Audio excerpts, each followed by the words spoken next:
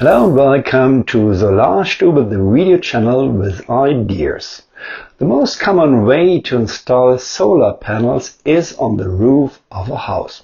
If you had a flat roof, you will benefit in the summer. If you have a pitched roof, you will benefit in the winter. But in both cases, I need a lot of surface area because the solar panels don't move with the sun. Now I'd like to show you a difference in performance measured when the angle to the sun is readjusted. The photo behind me already showed the difference in angle. Both mobile solar platforms are pointed directly at the sun. The two panels in the foreground have an angle of 32 degrees each, and the two panels in the background have an angle of 37 degrees each.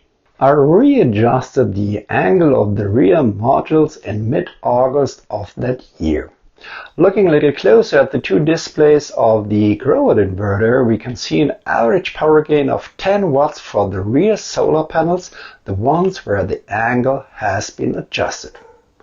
Rigid and mobile systems are likely to lose a few thousand watts over a given year.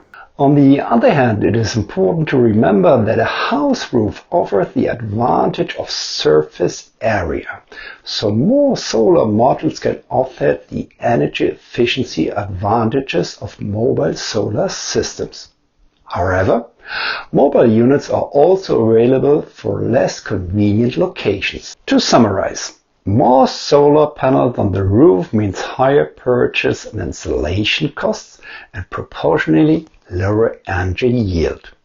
Fewer solar modules efficiently facing the sun save space, cost and energy. Thanks for watching, and I hope you had fun with this short video. A thumbs up would be great.